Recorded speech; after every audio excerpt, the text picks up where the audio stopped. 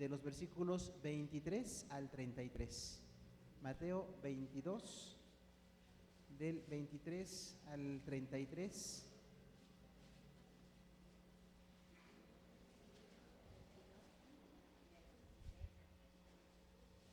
Mateo capítulo 22, versículos del 23 hasta el 33. Vamos a leer juntos este tópico de la palabra del Señor. Dice: aquel día vinieron a él los saduceos, que dicen que no hay resurrección, y le preguntaron, diciendo: Maestro, Moisés dijo, si alguno muriere sin hijos, su hermano se casará con su mujer y levantará descendencia a su hermano. Hubo pues entre nosotros 7 hermanos. El primero se casó y murió, y no teniendo descendencia, dejó su mujer a su hermano. De la misma manera también el segundo, y el tercero, hasta el séptimo. Y después de todos murió también la mujer. En la resurrección, pues, ¿de cuál de los 7 será ella mujer, ya que todos la tuvieron? Entonces respondiendo Jesús les dijo: erráis ignorando las Escrituras y el poder de Dios. Porque en la resurrección ni se casarán ni se darán en casamiento, sino serán como los ángeles de Dios en el cielo. Pero respecto a la resurrección de los muertos, ¿no habéis leído lo que os fue dicho por Dios cuando dijo: yo soy el Dios de Abraham, el Dios de Isaac y el Dios de Jacob?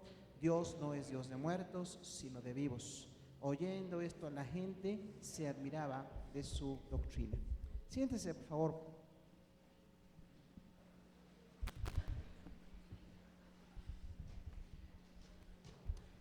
Pues sin lugar a dudas que hablar de la resurrección es tocar uno de los temas más importantes en la palabra de Dios, porque por supuesto que la salvación, la conversión, la transformación que Dios hace en nuestra vida es algo muy importante. Pero en el plan de Dios no solamente está bendecirnos aquí en la tierra, que ya es mucho, ya perdonarnos y cambiarnos es un hecho muy importante, pero además de esto, el Señor promete vida eterna, y hay una enseñanza muy importante respecto a la muerte. Por supuesto, las personas no creyentes piensan que es una forma de aferrarnos a la vida. Los filósofos y algunos científicos no creyentes dicen que las religiones inventan esto de la vida después de la muerte, pues para dar un consuelo a la gente o para sobrellevar de una manera un poquito más decorosa la gran pérdida que es morir. Pero nosotros creemos en lo que dice la palabra de Dios. La iglesia cristiana tiene una fe proposicional. Esto quiere decir que estamos basados en algo escrito. Nosotros no creemos lo que cada quien tenga en su criterio, que podría ser bueno o malo, pero realmente lo que creemos es lo que dice la palabra de Dios. Un cristiano tiene la obligación personal con Dios de conocer a profundidad la Biblia. Por supuesto, los maestros y los predicadores tienen la tarea de enseñarnos, pero es responsabilidad personal el ir a ver exactamente qué dice la palabra de Dios respecto a todos los temas. Y diríamos que no hay ningún tema que nos deje lugar a un criterio libre. No hay ningún tema en la palabra de Dios que se pueda usar a libre criterio, porque tenemos tanta enseñanza respecto a cada tema que tendríamos que desarrollarlos. Y si usted pregunta, bueno, ¿cuántas veces aparece la palabra resurrección? En el Antiguo Testamento se da de manera implícita en Oseas, donde dice: nos dará vida al tercer día. Y después hay varios tópicos del Antiguo Testamento que enseñan algo sobre la vida futura, pero no dan tanta especificidad como el Nuevo Testamento, porque recordamos que en la palabra de Dios hay un concepto que se llama revelación progresiva. O sea, Dios fue dando su enseñanza poco a poco. No solamente un escritor recibió todo el tema, sino que varios escritores tienen alguna parte de ese tema, y eso se llama contexto temático. Para una correcta interpretación de cualquier doctrina de la palabra de Dios, tenemos que ver todas las veces que aparece en la Biblia para que tengamos un criterio completo, porque algunas veces nos basamos en un versículo o en 2 versículos y podemos tener conclusiones erróneas totalmente. Y respecto a la resurrección, en el Nuevo Testamento aparece 27 veces el concepto resurrección. Si tenemos 27 libros, estadísticamente diríamos que podría aparecer una vez en cada libro, ¿no? Aunque la verdad es que aparece varias veces en unos libros y en pocos libros no aparece el concepto, pero 27 veces quiere decir que es un tema importante. Ya si usted ve un tema que se repite 2 o más veces, ya es importante. Pues este tema está en 27 ocasiones en el Nuevo Testamento. No podemos ver todo lo que dice, lo veremos a lo largo de muchos años en días de resurrección, si Dios así lo permite, pero vamos a decir que en los evangelios aparece 6 veces. En los evangelios tenemos, de 4 evangelios, 6 ocasiones en que se habla de la resurrección. En el libro de los Hechos, que tiene 28 capítulos, hay 8 ocasiones en que se habla de resurrección. Es muy fuerte el tema en el libro de los Hechos, la resurrección. En las cartas paulinas también aparece en 8 versículos. Entonces es muy importante en la teología de Pablo. En las epístolas generales aparece en 4 versículos. Es donde menos aparece, pero está 4 veces. Y por supuesto en Apocalipsis aparece en una ocasión la palabra resurrección. Entonces es muy importante el concepto de la vida después de la muerte.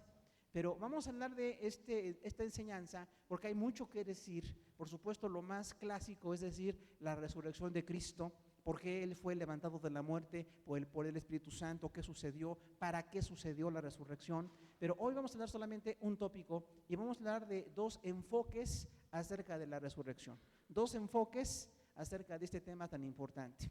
Y el primer enfoque de la resurrección se llama especulación. Especulación, Mateo 22, del 23 al 28. La palabra especular quiere decir buscar ventaja, observar algo para obtener un beneficio. Desde el punto de vista económico, los que especulan, pues es gente que busca ganancia económica haciendo manejos legales o ilegales a nivel de finanzas. Pero a nivel de filosofía o de interpretación, especular es nada más hablar con un propósito personal sin un fundamento. Es hablar para favorecer un punto de vista que no se puede comprobar de manera contundente. Entonces eso se llama especular. De hecho, en la teología hay una rama que se llama así, la teología especulativa. O sea, enseñanzas evangélicas que no están basadas en la palabra de Dios, sino en conjeturas o en puntos de vista que no pueden ser comprobados de manera fehaciente. Entonces hay una especulación en este primer enfoque y lo representan los saduceos. Dice allí en el 22-23 de Mateo que aquel día vinieron a él los saduceos que dicen que no hay resurrección. ¿Está claro? Son los saduceos y ellos ¿qué? Dicen que no hay resurrección. Entonces los saduceos, si usted ha estudiado el contexto histórico de los evangelios, había muchos grupos religiosos. El más contundente son los fariseos. Había unos 6,000 fariseos en el tiempo de Jesús y eran personas muy apegadas a la ley y muy apegadas a los talmudes o libros de sabiduría. Le ponían reglas a la gente. Así como hay iglesias que a la gente le quieren prohibir cosas, esos son muy legalistas, ¿no? Y siguen existiendo, ya no se llaman fariseos. No sé cómo le quiere usted llamar, pero hay grupos que son muy rigurosos con los demás, en cómo se visten, en cómo se ven, en cómo se arreglan, en cuántos pasos pueden dar en un día. Hay gente muy legalista todavía, lamentablemente, en nuestra iglesia a nivel general. Entonces, eran los fariseos, pero el grupo más poderoso en el Sanedrín que gobernaba a Israel se llaman los saduceos. Y los saduceos eran intelectuales, eran liberales, eran personas que podían estar muy de acuerdo con lo económico. Era la fuente económica de los religiosos de su tiempo. Nada menos el sumo sacerdote era un saduceo. La familia de Anás y Caifás y todos ellos son saduceos. Entonces es un grupo muy diplomático, muy selecto, que sí hacía concesiones. No eran como los fariseos que estaban peleando con todo el mundo, sino que ellos hacían concesiones para obtener una ventaja. Pero ellos querían el dominio en el Sanedrín, querían el dominio en la fe de la gente. Entonces era muy importante este grupo, pero tenían varios errores. El primero de ellos es que negaban las realidades sobrenaturales. Ellos no creían en milagros, como hoy también hay iglesias que no creen en milagros, o grupos de otro tipo no cristianos que no creen en milagros, ni en el poder de Dios, ni en el Espíritu Santo, o temas así. Ellos no creían nada espiritual. También ellos negaban la resurrección de los muertos, como también siguen sucediendo hoy día sectas que no creen en la resurrección. Dicen, el día que tú te mueres, ahí te acabas y ya nada más. No hay vida eterna, nada más es aquí en la tierra. ¿Han oído gente que dice que aquí en la tierra está el infierno y el cielo? Dicen, aquí está el infierno. No es cierto. En parte sí, hay sufrimiento y hay gozo aquí en la tierra, pero lo más importante está después de que morimos según la Biblia. Si la vamos a estudiar a fondo y vamos a dejar que la Biblia nos cambie a nosotros y no que nosotros cambiemos a la Biblia. Entonces, la palabra de Dios es muy clara de que sea resurrección y hay cosas sobrenaturales, pero ellos piensan que no. Y decían, tampoco los muertos resucitan. Y tampoco creían en la existencia de los ángeles. Para ellos, la idea de los ángeles era solamente algo místico. Y esto es una cosa espiritual falsa, ¿no? Lo místico es algo espiritual, pero falso. Eso es místico. Entonces, ellos eran así. Pero este grupo era importante porque gobernaba el Sanedrín y en los días de Jesús varias veces se presentaron con preguntas para tratar de hacer caer a Jesús. Y aquí, si usted se da cuenta, son los últimos días de la vida de Jesús y la última semana que él vivió en la tierra hubo muchas contradicciones. Hubo mucha gente que se le opuso, preguntas tendenciosas, preguntas con malicia, y entre ellos estaban exactamente los saduceos. Versículo 24 dice, diciendo, Maestro, Moisés dijo, si alguno muriere sin hijos, su hermano se casará con su mujer y levantará descendencia a su hermano. Esto se encuentra en Deuteronomio 25, del 5 al 10. Se llama la ley del levirato. Para nuestra cultura occidental es algo escandaloso que una viuda se case con un cuñado, ¿verdad? Sería algo así casi incestuoso. Pero en el tiempo de la Biblia, Dios puso esta ley con dos propósitos principales. Uno era que no se olvidara el nombre de ningún varón judío ahí en Israel. Cualquier varón que moría sin hijos, se perdía su nombre. Recuerde que de ahí vienen los patronímicos, de ahí vienen los apellidos. Entonces, cuando un hombre moría, se perdía una familia. Entonces, Dios estableció la ley que decía, si un hombre muere y no tiene hijos, entonces la mujer viuda debe ser tomada como esposa de uno de los hermanos del muerto. Ya sé que para nosotros suena muy escandaloso, pero era así en ese tiempo. Pero la idea era que esta viuda fuera protegida por uno de sus cuñados, porque las viudas no podían trabajar públicamente, no podían ganar dinero. Entonces, era una forma de proteger a la mujer. No sé si usted ha pensado así, hermana mujer, pero era para proteger a la mujer. Claro que no tenemos por qué casarnos con ningún cuñado ni nada de eso. Hoy día ya es algo escandaloso, pero en el momento para eso funcionó, para proteger a la viuda y para que el nombre del que moría no se olvidara. Pero ellos, como no creían en la resurrección, dicen, bueno, Señor, hubo entre nosotros alguien a quien le pasó esto. Exactamente en el versículo 25 dice, hubo pues entre nosotros 7 hermanos y el primero se casó y murió. Y no teniendo descendencia, dejó su mujer a su hermano. Entonces, realmente podemos pensar que esto hubiera parecido histórico, pero después nos daremos cuenta que más bien es algo anecdótico, es algo inventado, porque es muy extraño lo que ellos presentan. Porque como quieren que Jesús diga que no hay resurrección, o que sea resurrección, ¿qué complicaciones se pueden dar con la ley del levirato?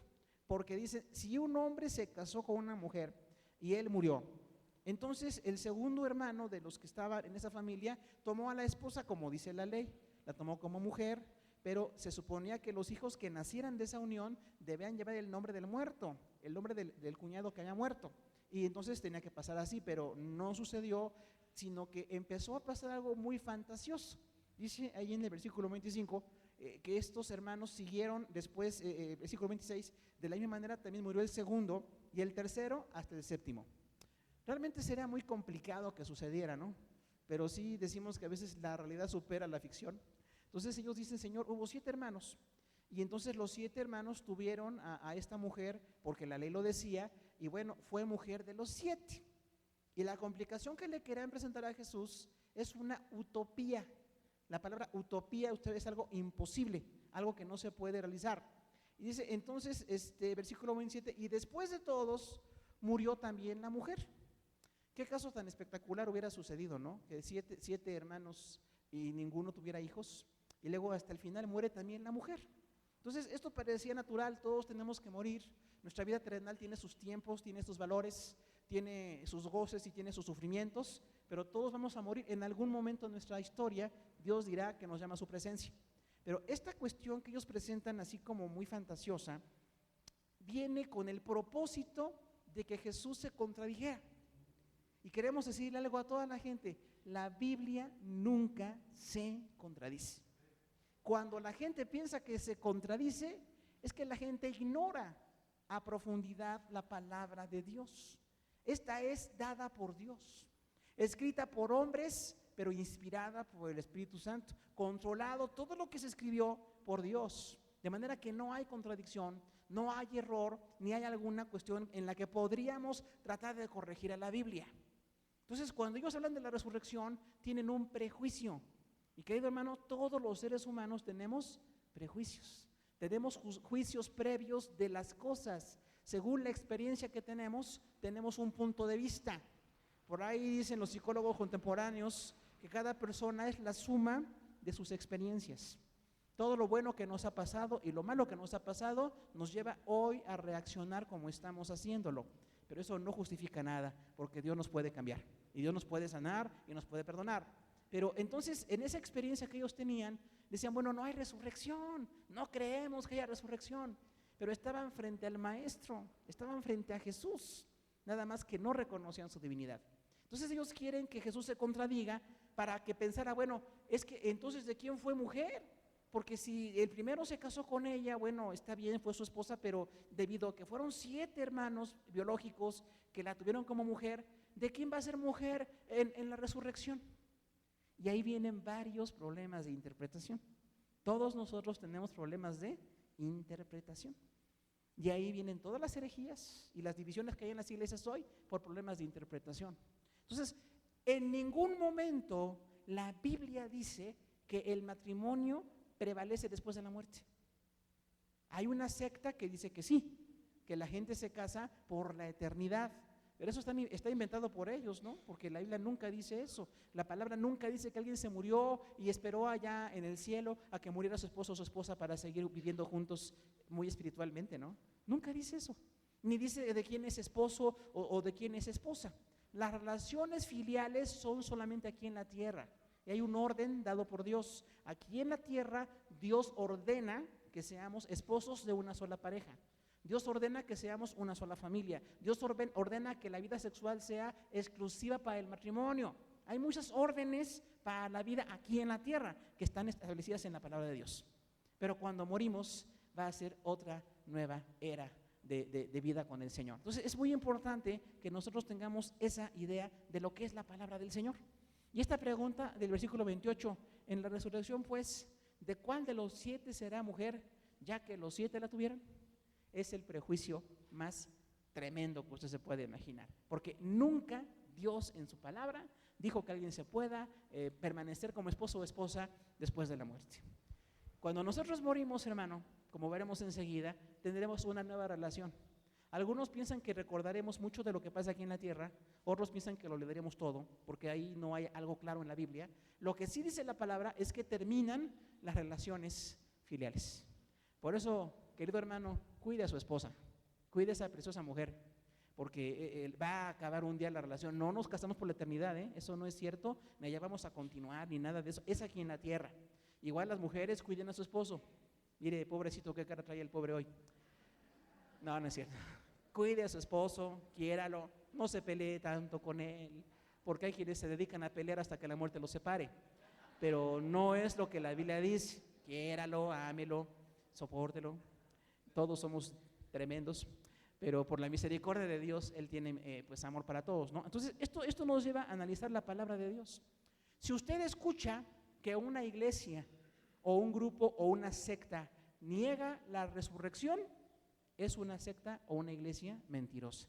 Porque en la palabra de Dios ya dijimos que hay varias veces en el Antiguo Testamento y 27 veces en el Nuevo Testamento donde aparece la palabra resurrección. Y de ahí tendría que venir la mente nuestra. Hay un teólogo que dice, tendríamos que ser un pueblo con mentalidad teológica. Los cristianos necesitamos tener una mente bíblica, pero hoy más que nunca hay una anemia de la palabra de Dios. Muchos evangélicos les encantan los conciertos, pero no les encantan los estudios. Usted puede ver que hay una cantidad de grupos y de alabanza, pero así de predicadores y de maestros, muy poquitos y nadie los escucha. Entonces hay un descuido tremendo en cuanto a la palabra de Dios. Mucha emoción y poca doctrina. Y ahí tenemos un gran problema, porque no está mal que haya emoción, Podemos vivir con muchas emociones en la vida cristiana, pero no vivimos de emociones, vivimos de la palabra de Dios, vivimos de lo que Dios ha dicho y tenemos que aprender a amar la enseñanza. Por favor, vaya usted a su iglesia a la enseñanza. No sabe cuánto se pierde oportunidades de aprender, aunque lleve muchos años en el Evangelio, hay que aprender, porque aquí tenemos mucho que corregir, doctrinas, ideas y tener nueva palabra de Dios para nuestra vida constantemente hasta que muramos. Pero si alguna iglesia negara la resurrección, que sí sucede, diríamos pues ya cayeron en un error doctrinal tremendo, porque la palabra de Dios respalda la resurrección. También diríamos, el problema es que se interpretan incorrectamente las doctrinas. Hay dos palabras que usted ha escuchado cuando hablamos de interpretación bíblica: exégesis y hermenéutica. Son dos palabras muy importantes porque la exégesis es sacar de lo profundo, es analizar la palabra de Dios.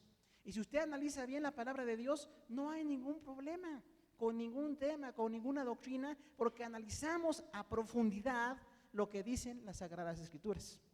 Algunos pastores dicen hay una parte A y una parte B en todas las doctrinas, ¿verdad que sí?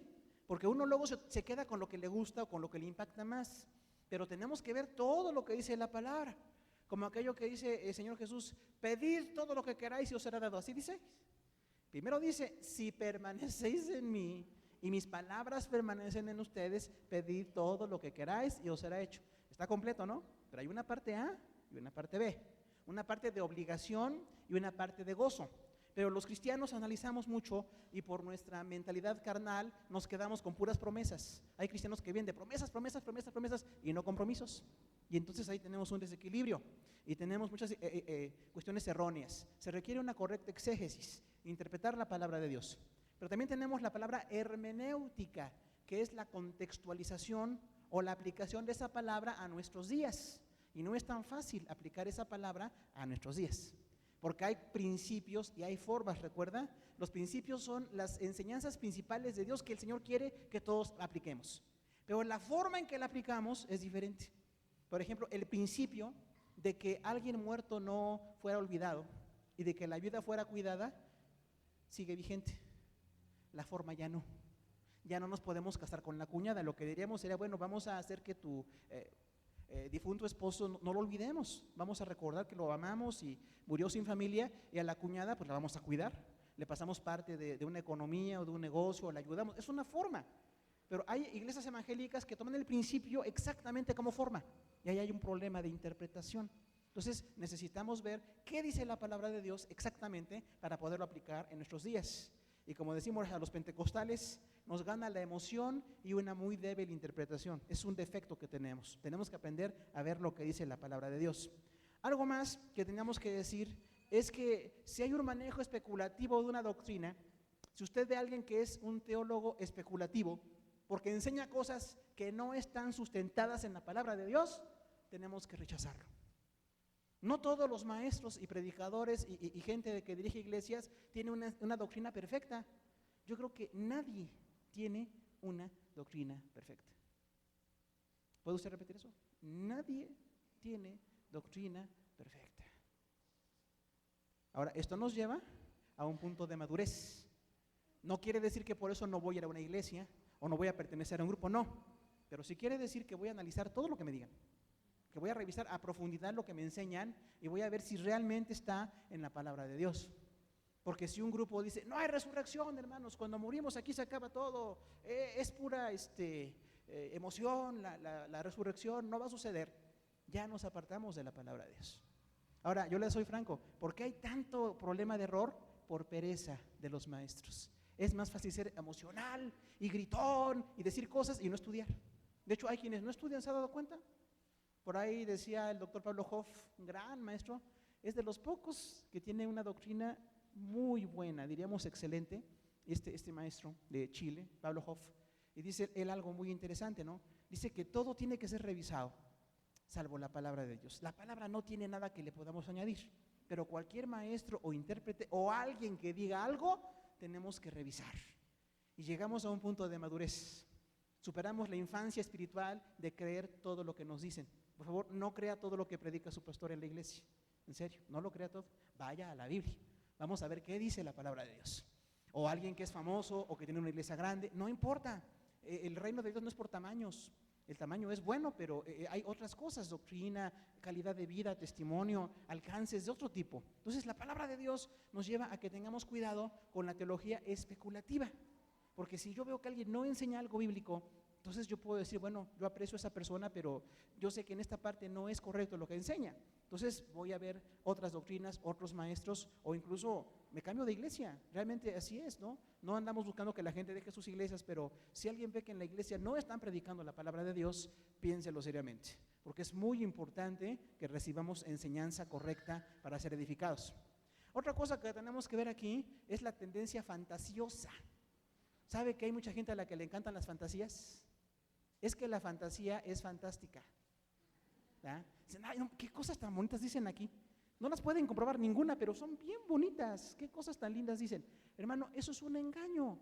¿Usted cree que realmente hubo 7 hermanos biológicos y que los 7 se casaron con la misma mujer y los 7 murieron antes que ella y que ninguno tuvo hijos? Por supuesto que no. Entonces, ahí mismo vemos que hay grupos sectarios religiosos que dicen cosas fantasiosas, muy impactantes. Hoy la iglesia está adoleciendo de ese problema. Nos gusta lo impactante, aunque no sea muy bíblico. Y ahí tenemos un gran problema. Puede ser bíblico e impactante, sí puede ser, pero tenemos que llegar a esa meta de estudiar a profundidad la palabra de Dios, de predicar con emoción, de tener pasión por Cristo, pero nunca predicar una fantasía. Porque si hay quienes dicen, bueno, yo lo digo para que la gente se emocione. Hemos escuchado cristianos evangélicos que dicen eso, ¿no? Yo sé que no es cierto, pero pues, a la gente le gusta. Entonces hay que decirles para que se emocionen y se vayan muy bendecidos. Hermano, eso es una mentira. Técnicamente es una mentira, moralmente es una mentira. Entonces no podemos ir a una cuestión de fantasías. Por favor, escuche predicadores, vaya a otras iglesias, pero revise lo que le predican. Y aquí también revise lo que le predicamos, para que no caigamos en fantasías. Otra cosa muy importante es ver la actitud tendenciosa. Una actitud tendenciosa es igual un prejuicio que nos lleva a buscar una ventaja doctrinal o una ventaja eclesiástica o lo que sea, manejando incluso mentiras. Hay gente que es muy tendenciosa, ¿verdad?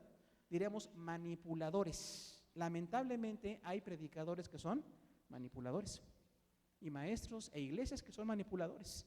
Nuevamente, no es fuego amigo, ¿eh? No por eso no vaya a la iglesia. Usted tiene que ir a una iglesia y tiene que estar bien comprometido, pero analizando lo que se dice, analizando cómo se hacen las cosas, analizando cómo se maneja esa iglesia.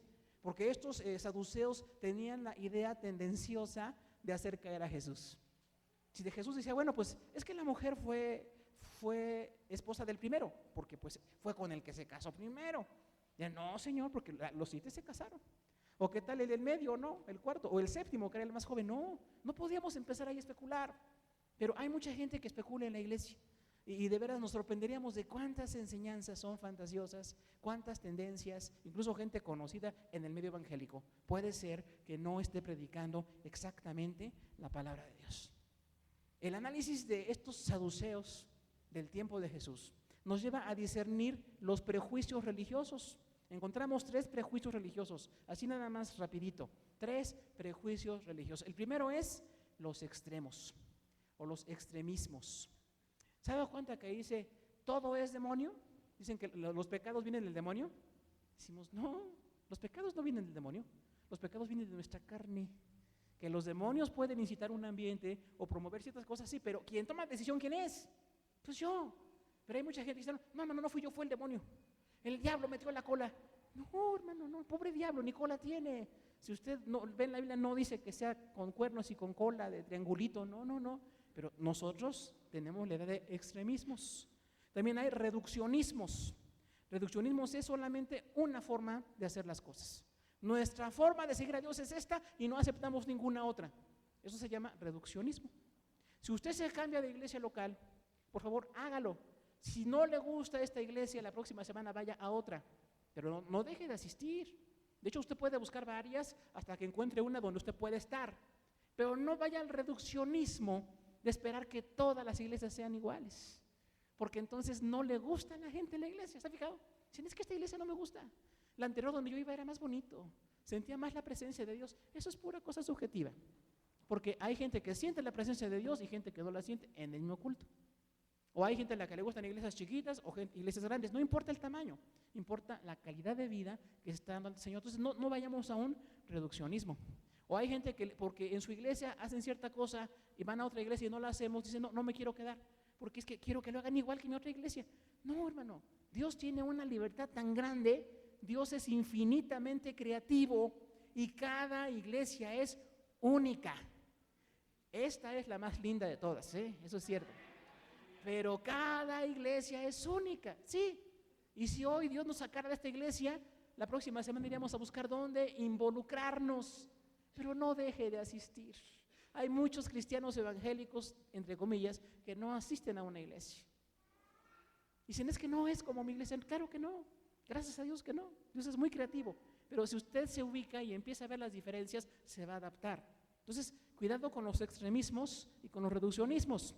Pero también diríamos que hay algo que es ajeno a la palabra de Dios, lo que es extrabíblico. Lo que es extrabíblico es lo que no está en la Biblia. Que algunas iglesias lo enseñan, o dicen que pasa, o testifican que hacen, pero si no está en la Biblia, no tenemos ninguna obligación de creerlo ni de obedecerlo, porque no está en la palabra de Dios. Hay un concepto muy interesante que se llama eisegesis. Los teólogos manejan ese término, eisegesis. Son palabras griegas, ¿no? Entonces, exégesis quiere decir sacar de lo profundo, ir a la palabra de Dios, investigar los contextos históricos, geográficos, culturales, personajes. Hay tanto que estudiar antes de predicar, en serio. Pero ellos no hacen esto, sino que le meten en la Biblia sus propias ideas. Eisegesis es meter una idea. Entonces, hay gente que le mete sus ideas a la Biblia. ¿Es cierto que la Biblia dice que la mujer no debe de arreglarse, hermanas? ¿Cuántas opinan que no? Ahora, ¿cuántos opinan que sí? Nunca dice eso la Biblia. Nada más dice que no sean provocativas. Pero en algunas iglesias las mujeres no se arreglan. Dice, no, la santidad es no arreglarse nada. El cabello arrastrando y la falda larga y las ideas cortas. No. La lengua larga, dicen, algunos tienen no don de lengua larga. Cuida, no dice eso la Biblia. Lo que sí dice, no sean provocativas, nada más. ¿De acuerdo? ¿La Biblia dice que el hombre tenga el pelo corto? Pues fíjese que no. En los tiempos de Jesús lo tenían largo. Hoy nos da mucha envidia, pero y también la barba. Dice la Biblia que no se corten la barba, ¿verdad? Dice la barba larga. Imagínense los que no tenemos esa bendición, ¿cómo le hacemos? Hermano, pues voy a pararme, pero sin barba. Para un judío es humillante. Qué bueno que somos chilangos, no judíos. ¿Se da cuenta? Esas cosas tan sencillas, hermano, hasta risa nos dan, pero sí suceden. La gente aplica mal la palabra de Dios y entiende a su manera, y donde le gusta y donde no le gusta ya no va, y hay muchas situaciones. Entonces, cuidado con la teología especulativa. En el amor de Dios, cualquier doctrina que usted quiera que revisemos, la revisamos. No le garantizo que va a escuchar lo que usted quiere, pero sí le garantizo que va a escuchar lo que dice la palabra de Dios. De cualquier grupo, doctrina, enseñanza, tema, lo que sea. Hay algunos muy buenos y otros muy malos, pero tenemos que ver que no sea el enfoque nuestro, el ser una iglesia especulativa. El segundo enfoque acerca de la resurrección se llama doctrina. Y la doctrina está en Mateo 22, del 29 al 33. Es la perspectiva del Mesías. Cuando Jesús escuchó aquella pregunta de Señor, y hubo 7 hombres y la mujer fue de todos, ¿y de quién va a ser en la resurrección? A ver, Señor, si hay resurrección, se te complica esto, ¿cómo? ¿De quién va a ser mujer? Y mira a quién se le complicó la cosa, ¿no? Dice el versículo 29, entonces respondiendo Jesús les dijo, erráis ignorando las Escrituras y el poder de Dios. ¿Está contundente? Jesús es contundente. Jesús no es débil, ni es así, nada más puro amor. Él es contundente, Él es Dios. Y le dice, ustedes cometen errores. La persona que se acerca a Dios sin conocer bien la Biblia va a cometer errores. Porque no es la cultura personal. Aunque amamos a todas las naciones, religiones y culturas, la palabra de Dios nos tiene que cambiar a nosotros, no nosotros a la palabra de Dios. Dice, ustedes cometen errores porque ignoran las Escrituras y el poder de Dios. Entonces, si yo conozco a profundidad las Escrituras, Dios me dice que yo tengo que leer todos los días la Biblia, no nada más leerla, estudiarla. Ir a estudios bíblicos, a células, a institutos, a toda oportunidad de estudio para que yo esté revisando la palabra. Y si no lo hago, me estoy quedando muy por debajo del nivel donde Dios quiere que esté. Y por eso cometemos muchos errores. Hay gente que dice, hermano, ¿verdad que Dios no castiga? Erráis, ignorando las escrituras y el poder de Dios. Claro que sí castiga. Y es otro tema. Pero tendríamos que decir aquí, ¿cuál es el problema de los que están interpretando mal la palabra? Que no van a la Biblia. Si yo leo la Biblia y busco y hago estudios exhaustivos, exegéticos, hermenéuticos, correctos de la Biblia, voy a poder tener una enseñanza más o menos decorosa. Pero si no tengo mucho conocimiento de la palabra de Dios, voy a cometer muchos errores. Y hermano, todos los que queremos ser predicadores y maestros, vamos a cometer errores, todos.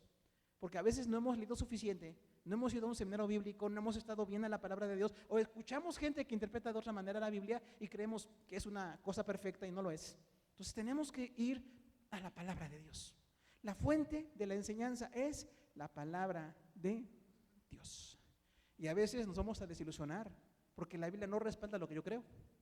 A veces sí la Biblia coincide con lo que yo he visto o he interpretado, pero cuando la Biblia me tiene que corregir, yo tengo que cambiar. Los verdaderos creyentes se dejan corregir todos los días por la palabra de Dios. No hay nadie que sea producto terminado. No hay ningún maestro, pastor, evangelista, nadie que ya sepa todo, nadie. De hecho, quien cree que más sabe es quien menos sabe. Los que de veras saben dicen, no, me falta muchísimo. Los que saben poquito dicen, no, hombre, yo sé todo. Y porque es la ignorancia es tremenda. Yo tengo que ir más a la palabra de Dios. Y es un desconocimiento de la palabra y del poder de Dios.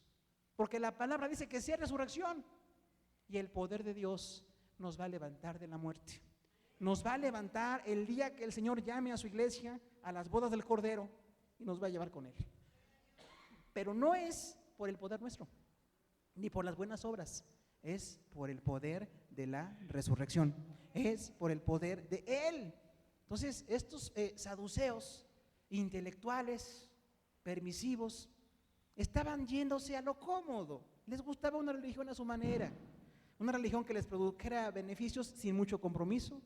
Y ese es el problema de muchos evangélicos hoy, una religión con muchos beneficios y pocos compromisos. Y eso daña mucho la vida de todos. Pero tenían que conocer las Escrituras y el poder de Dios. Jesús corrigió fuertemente, ¿no? Les dijo, ustedes cometen un error, están errados. Y tiene que ser, cuando la gente está en error, se le tiene que decir con claridad.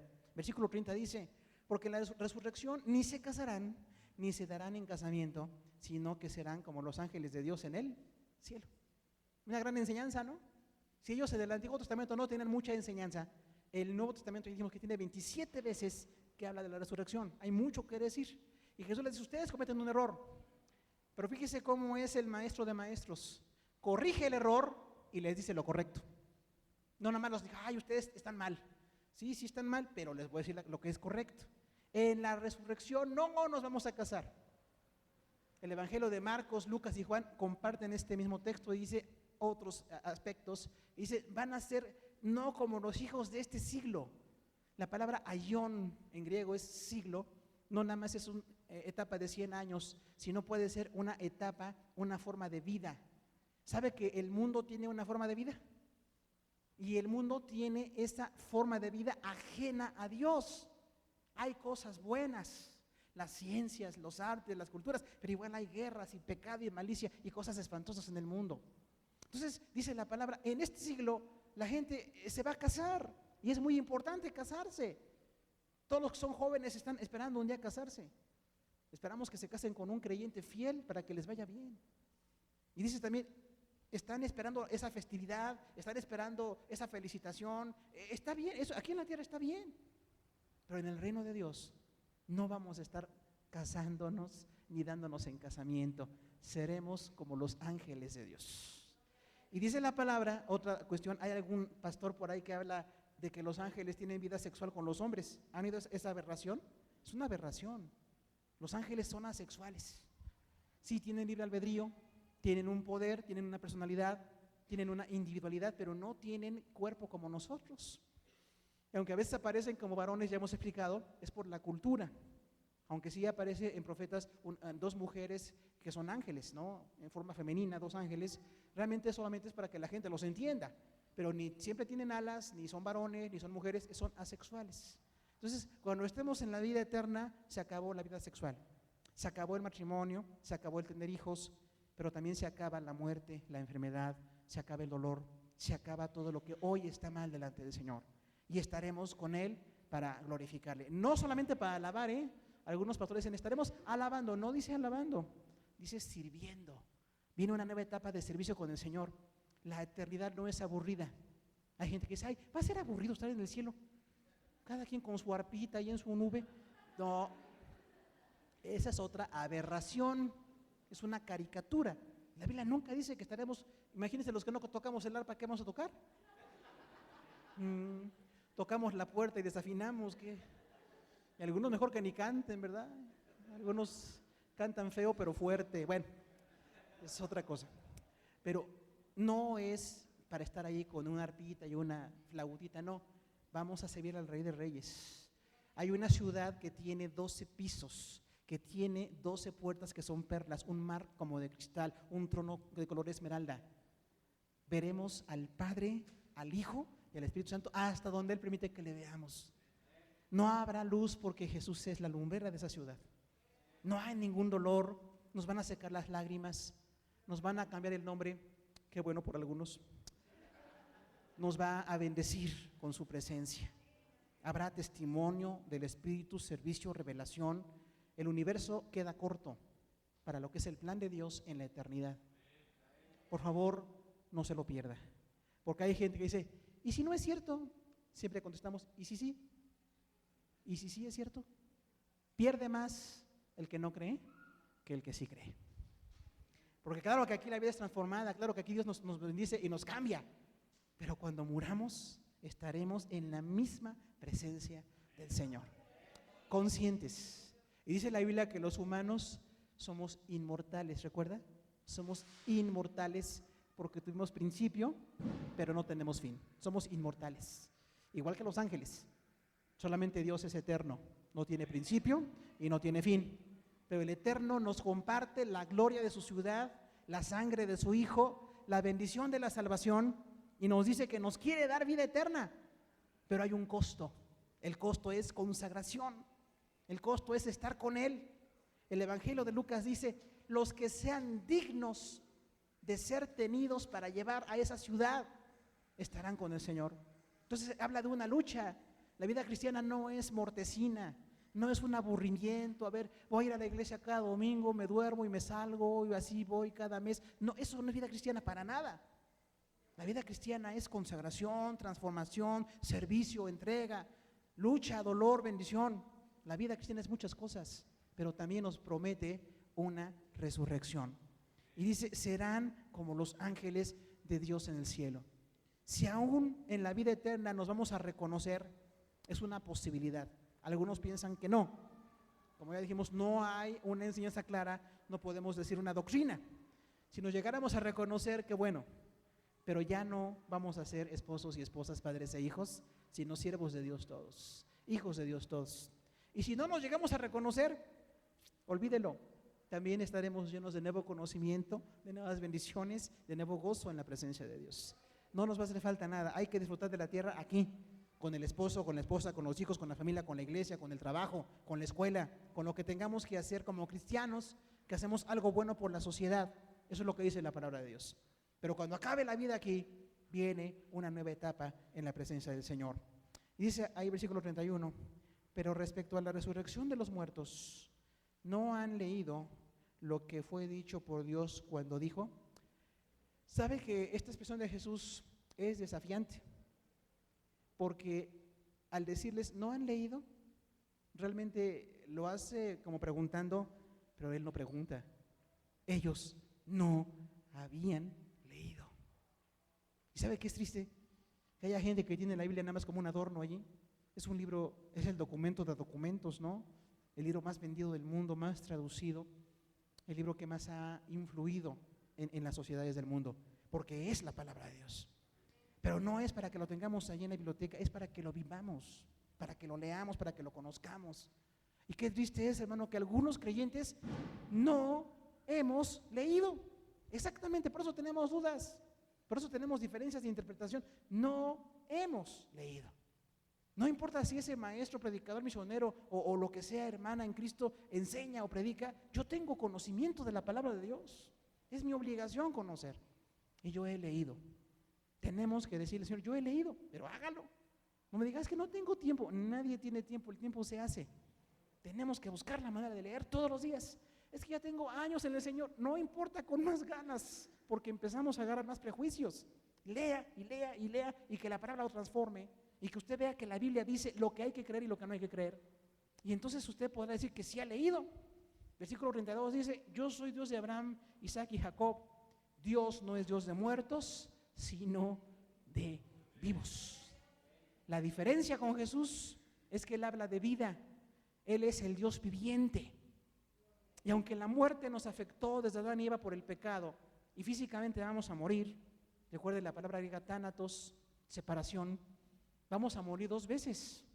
La muerte física que todos conocemos, y la segunda muerte es la más peligrosa, es la muerte espiritual. Cuando estemos ante el juicio del gran trono blanco y nuevamente nos separe Dios y diga, tú no eres digno porque no creíste. Tu soberbia fue más grande que tu fe. Tu religión fue más grande que la palabra de Dios. Y muchos van a ser víctimas de la segunda muerte, separación de Dios. Pero en ese momento y en ese contexto de separación, Dios da vida a millones de personas que hemos creído. Dejamos las obras muertas de nuestra vanidad, de nuestra carnalidad, de nuestra mundanalidad, y ahora tenemos vida en Cristo Jesús. No sienta que usted merece conmiseración, porque, ay, pobre de mí, se burlan de mí los demás. Ay, pobre de mí, que no disfruto lo que los demás disfrutan. Dele gracias a Dios, usted vive. Se le cayó una venda de los ojos. Usted lo que creía que era bueno era malo ante Dios. Y ahora usted hace las cosas buenas. Aunque a la gente no le parezca muy llamativo, no le parezca muy interesante, un creyente tiene una vida fascinante con Dios. Y gracias a Dios porque nos sacó de esa basura. Vea el ridículo que hace la gente en sus vicios, en su soberbia, en su egoísmo. La gente hace cosas espantosas, pero creen que están haciendo bien. Como dice la palabra, ganan el mundo y pierden su alma. Entonces, la palabra de Dios nos dice que en el día en que muchos van a morir delante de Dios, no porque se les vaya la vida biológica, sino porque la vida espiritual es separación, allí el Señor da vida nueva. Dios es Dios de vivos. Cuando dijo a Moisés y los saduceos solamente creían en el Pentateuco, o sea, les habló con lo que ellos creían. Moisés dijo, Dios de Abraham, de Isaac y de Jacob. Ellos habían muerto hacía 500 años cuando Moisés estaba aquí en la tierra, pero Dios les llamó como vivos. No dijo, soy el Dios del tiempo que hubo en Abraham, o el Dios que conoció a Isaac. Soy el Dios de los tres, porque para Dios todos viven. En la garantía de la resurrección es que al cerrar los ojos aquí, los abriremos allá, en la presencia del Señor en el paraíso, para esperar a la multitud que va aún a creer. No sabemos cuándo, no hay tiempos en la Biblia, pero estaremos esperando a que todos se junten para estar para siempre con el Señor. Pero no se desespere, no sea impaciente. Tiene usted necesidad de retomar fortaleza y de esperar esa venida con gozo. No una vida cristiana ahí pobrecito, no, una vida de bendición. Y dice, Dios es Dios de vivos. Por eso cuando alguien muere entre nosotros, es válido, es bíblico usar la palabra duerme. Cuando Jesús dijo, Lázaro duerme, ¿se acuerda? Porque va a levantarse. Claro que Lázaro tuvo una resurrección temporal aquí, no todos tenemos esa bendición, pero lo cierto es que el día que muramos, que habrá tristeza y dolor, la familia recuerde que esa persona que muere va a levantarse porque creyó en Cristo. Lo triste es la gente que muera, y aunque fue rica y fue muy deleitosa en la tierra, no se va a levantar, sino para juicio. Entonces, en la resurrección no es que se casen o no se casen, es que o son de Cristo o no son de Cristo. Eso es lo importante ante Dios. Y dice aquí, hay una admiración. La gente se admiraba de su doctrina. También el Evangelio de Lucas dice, fueron los escribas. Los escribas se admiraron de la doctrina del Señor, viendo que los saduceos habían dicho, a ver, Señor, hubo 7 hermanos, y los escribas eran los intérpretes, los que estaban copiando la palabra de Dios, conocían mucho de la palabra de Dios. Pues los que conocen mucho de la palabra de Dios se admirarán de la doctrina de Jesús. Hoy celebramos la resurrección del Señor, pero no nada más la de Él. Vamos a resucitar todos el día que Él nos llame para estar en su presencia. No sabemos cuándo muera cada uno, cuánto tiempo falte, no lo sabemos. Lo que sí sabemos es que va a suceder. La resurrección es inminente, va a suceder. ¿Por qué no nos ponemos de pie y le agradecemos hoy al Señor por la doctrina de la resurrección, hermano? Si alguien hoy nos visita por primera o segunda ocasión, pues le queremos invitar. Somos una iglesia cristiana, hay muchas como nosotros, pero tenemos la oportunidad de predicar a Cristo y le invitamos a conocer al Señor. Y si usted ya es cristiano, hermano, tenga en su corazón la esperanza de la resurrección. Renueve fuerzas, cambie caracteres, cambie situaciones, conságrese, porque nuestro Dios merece lo excelente, nuestro Dios merece lo mejor. Vamos a orar en este momento. Señor, te damos las gracias en esta tarde. Gracias porque hace 2000 años, Señor, la iglesia empezó a tomar esta enseñanza tan importante de la resurrección. Tu palabra dice, Señor, que en el primer día de la semana unas mujeres llegaron de madrugada a aquella tumba porque estaban pensando poner especias, poner ungüentos en el cuerpo del Mesías, pero fue una sorpresa impresionante para ellas, Señor. Encontrar una guardia totalmente petrificada, encontrar una piedra de más de 1 tonelada movida, encontrar un lugar que era de tinieblas y estaba vacío. Tu palabra dice, estaba ahí el manto de Jesús, pero Jesús no estaba. Jesús estaba en el huerto para hablar con ellas, para decirles que fueran a proclamar esta palabra de resurrección. Para nosotros hoy también, Señor, tenemos una esperanza. Sabemos que la muerte nos ha afectado, Señor. Todos los que estamos aquí somos pecadores. Todos los que estamos aquí hemos vivido de acuerdo a nuestra carnalidad, de acuerdo a la mundanalidad, y necesitamos un cambio, Señor. Necesitamos que limpies nuestro pecado. Tu palabra dice que el pecado nos ensucia ante ti, Señor. Si bien ante la sociedad el pecado es agradable, les parece una modernidad, les parece una gracia, tu palabra dice, Señor, que el pecado es algo que nos deteriora, que nos mancha, que nos puede llevar a una muerte eterna, Señor, pero te agradecemos porque Cristo murió por nosotros. Que los que hoy están aquí, que son muy jóvenes, los bendiga, Señor, consagrándose a ti, entregándose a ti, buscando en tu palabra, creyendo en ti, Señor. Que los que hoy somos adultos tengamos la fortaleza de renovarnos, de fortalecernos, porque sí vamos a resucitar. No tenemos fechas, la Biblia no establece fechas, pero sí establece, Señor, que aún en este tiempo tan conflictivo, en que las naciones pelean, en que hay tanta muerte, tanta desgracia, tanta inseguridad, tanta violencia, Señor, en algún momento en el cielo aparecerá la señal del Hijo del Hombre y Él llamará a los que estuvieron muertos en Él y se levantarán primero los que estén en el sepulcro y enseguida se levantarán también los que estén vivos en ese momento para estar todos en las nubes contigo, Señor, en el tribunal de Cristo y en las bodas del Cordero. Que en la tierra habrán 7 años de gran tribulación y posteriormente 1 milenio, Señor, pero la esperanza de la resurrección nos la dio Cristo como un gran regalo, que lo apreciemos, Señor, porque es gratis este regalo, pero es muy costoso, Señor. A ti te costó tu vida, te costó sangre, te costó golpes, Señor, te costó insultos, te costó tu sangre. Danos la salvación, Señor, que no tengamos la soberbia de rechazar ese gran regalo porque es gratuito. Ciertamente, Señor, es un gran regalo y aunque no nos cuesta nada a nosotros, sí tenemos que apreciar lo que tú hiciste. Y si alguien hoy escucha por primera vez el Evangelio, que recuerda que no es el ir a una iglesia, no es el declararse evangélico o católico o musulmán o de cualquier religión, es realmente estar entregado a Dios en una relación de vida, en una relación en la que tú nos perdonas y nos haces esperanza, Señor, pero que estemos en ti para tu gloria y honra, Padre, que podemos esperar esa vida de resurrección porque tú eres bueno y porque tu palabra está en nosotros. Te alabamos por tu misericordia. Gracias en el precioso nombre de Jesús, y que leamos de la resurrección, que leamos de Cristo en tu palabra, Señor, que no seamos creyentes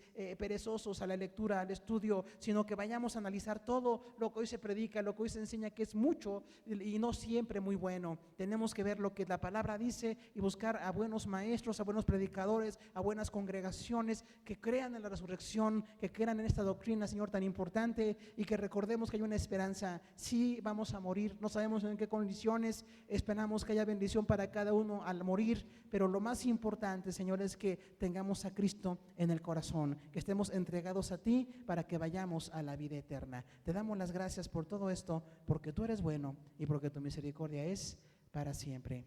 En el precioso nombre de Jesús. Amén. Dios les bendiga, hermanos. Dejamos este lugar para continuar.